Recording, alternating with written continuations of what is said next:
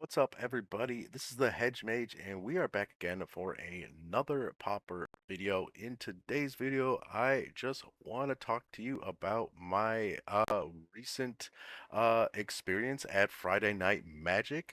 So, the local game store that I go to, they host two Pauper events a week, one on Mondays and one on Fridays for Friday Night Magic. So, I did go this last week and got to play a deck that I had just finished building, which is Demir Terror, because I just recently picked up my playset of Snuff Outs. So I want to go over with you what I am currently running for Demir Terror. So if that sounds interesting to you, definitely stick around.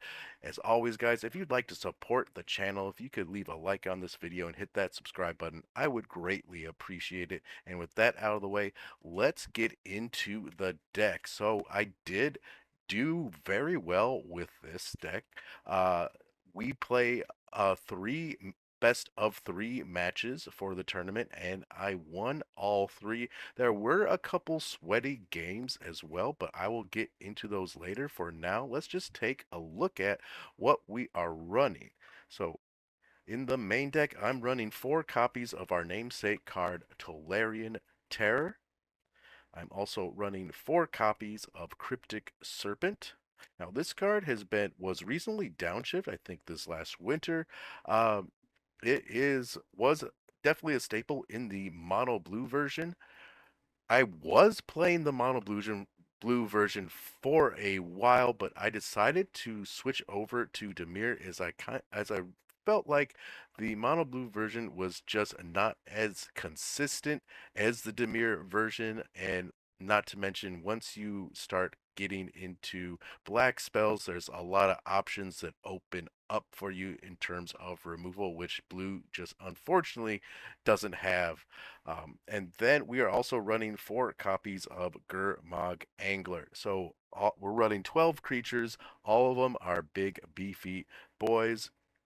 One of the issues I used to run into with the mono blue version was I would mill my own creatures and then would have no way to get them back. And at that point, you're just kind of a subpar control deck.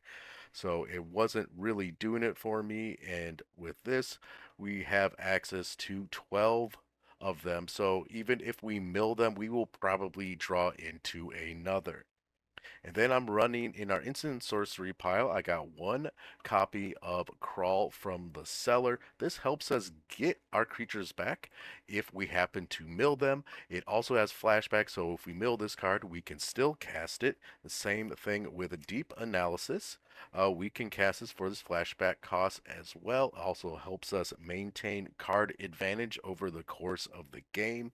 Also running two copies of Chainer's Edict. Also has flashback, though the flashback cost on this card is very, very high. It is still a very efficient piece of removal.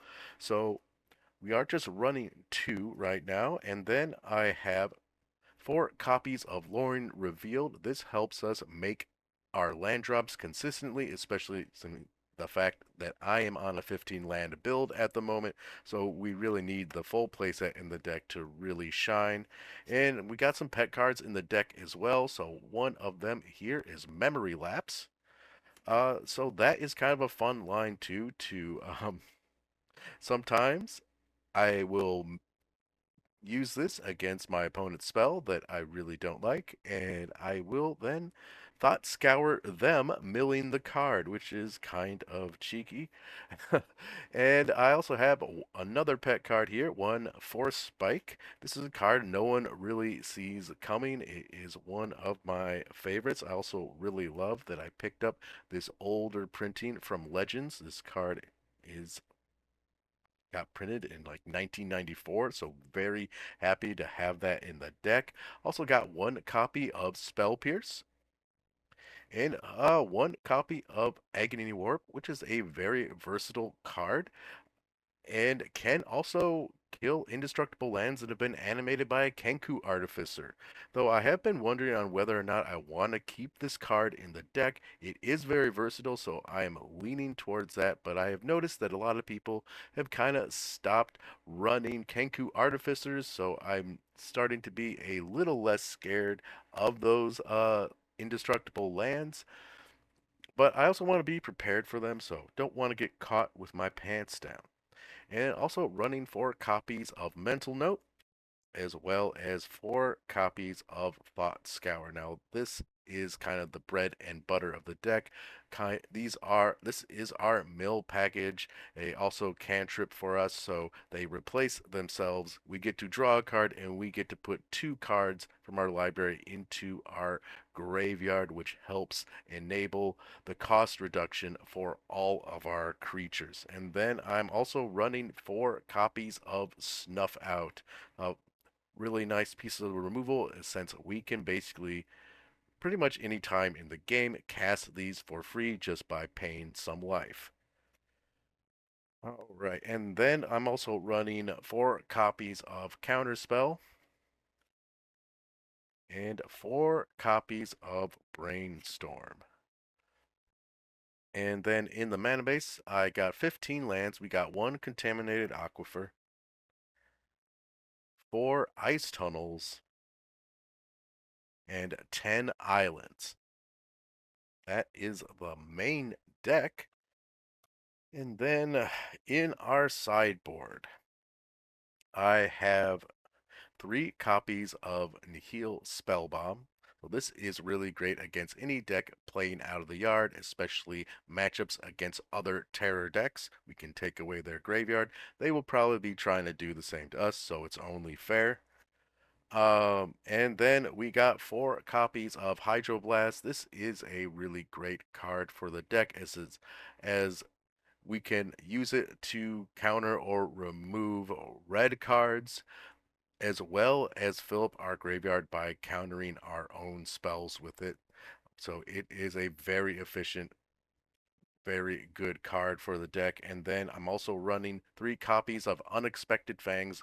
We are always bringing this in against burn or other red decks or any other fast aggro, since we want to make sure we don't go to 0 life and we want to gain a bunch of life, so we're basically gaining 6 life every time one of our creatures attacks with that life link counter. Also running 1 copy of Dispel. This is really great against lots of combo matchups since they generally are using some type of instant in order to create an infinite loop, whether it's with Ghostly Flicker or First Day of Class.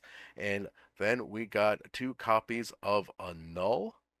So this is really great at bringing in against Affinity or other types of matchups that run lots of enchantments. And we also got 1 copy of Suffocating Fume, so we can sweep Koldatha when they try and jam a Goblin Bushwhacker and swing at us for a bunch of damage. And then 1 copy of Negate, which I've been really into in the sideboard. It hits a lot of different targets, so it is a very versatile card. And that is the deck, guys. So I kind of want to talk a little bit about the matchups. It was a very fun night. I definitely had a couple challenging ones. The first matchup I played against was against Poison Storm, and they did win the first game. I had a very awkward draw.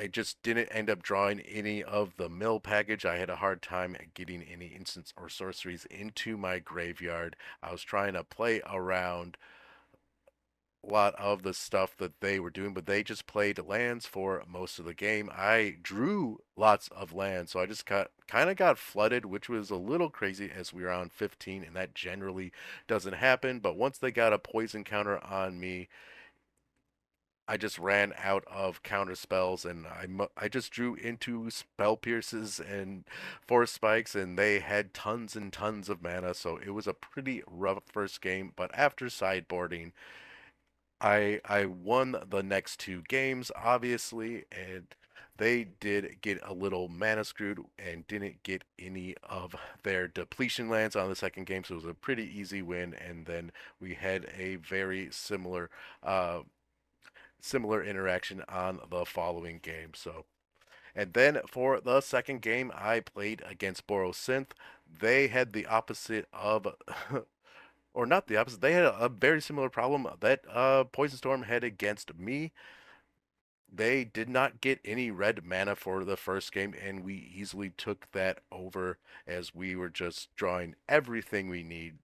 So the deck was performing really well for that, and in the second game was a bit grindier, but I did end up making the right decisions and coming out on top. So we did only play 2 games, so I went 2-0 against Synth, and then we played against Bogles, and that was a pretty sweaty matchup, I have to say. So game one, I did end up winning game one. We played game two, and I didn't have enough interaction or enough presence on the board. And once they got Armadillo Cloak down, and I didn't have anything to say about it, it was kind of over as they just started gaining a bunch of life and the creatures just kept getting bigger and bigger, and I just couldn't do anything about it. And at game three, I was able to tempo them out enough and drop a bunch of big fat creatures on the board and took and won that game as well. All in all, it was a really, really good time. It just absolutely love going to FNM at that store. And Fridays always has some of the best pauper players. Mondays kind of seem to be have a lot more brewers, which is also really fun. But the people that show up on Friday are definitely the ones that are very, very passionate about the format, and it's always a very good time. Of course, I will be leaving a full deck list in the description of the video if you guys want to check that out. This is going to do it for today, though. Um, so I hope you're all doing well, and I will see you all next time.